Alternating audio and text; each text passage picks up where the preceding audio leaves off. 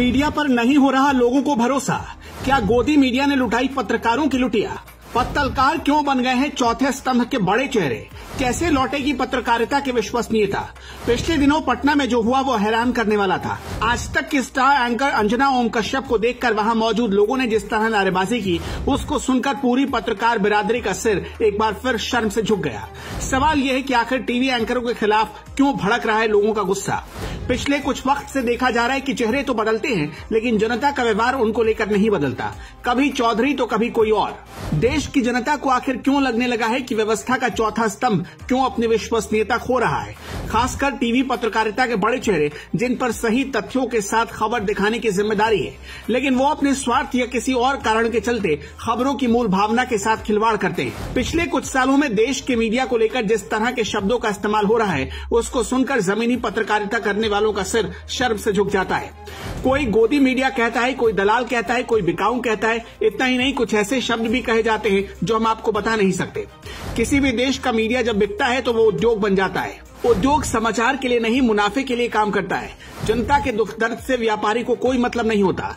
कहा जाता है जब मीडिया गुलाम हो जाता है या बिक जाता है तो वो अपने मूल स्वरूप से भटक जाता है। यही हाल आजकल हमारे देश के ज्यादातर बड़े एंकर्स का है। सत्ता की भक्ति में डूबे हमारे एंकर्स कई बार स्क्रीन पर छिछोरे और भाड़ नजर आते हैं। किसी जमाने में राजा के स्तुति गान के लिए दरबार में भाड़ हुआ करते थे, जिनका काम होता है हर बात में राजा की तारीफ में कसीदे पढ़ना। हमारे एंकर्स आजकल भजन मंडली बनकर रह गए हैं, और वो भी ऐसी भजन मंडली जिसके अपने अपने राजा हैं। कोई सरकार की शान में भजन गा रहा है और कोई तंत्र की शान में। किसी को धर्म गायन पसंद है तो कोई विकास के भौंडे गीत गला फाड़ फाड़ कर गा रहा है। जनता आखिर ऐसे भौंडे गायन को क्यों सुने?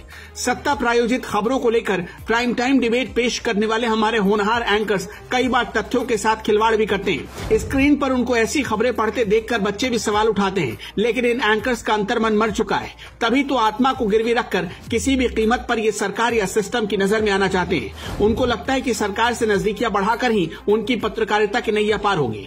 इस खेल को खेलते वक्त वो भूल जाते हैं कि असली सिकंदर देश की जनता है। सरकार और नेता तो आते जाते रहते हैं, रहती है तो सिर्फ जनता। वही जनता जिसकी मजबूरियों और परेशानियों की जगह हमारे एंकर्स कभी धार्मिक उन्माद को हवा देते हैं तो कभी कौमी खाई को बढ़ाने वाली खबरों को चटकारे लेकर सुनाते हैं।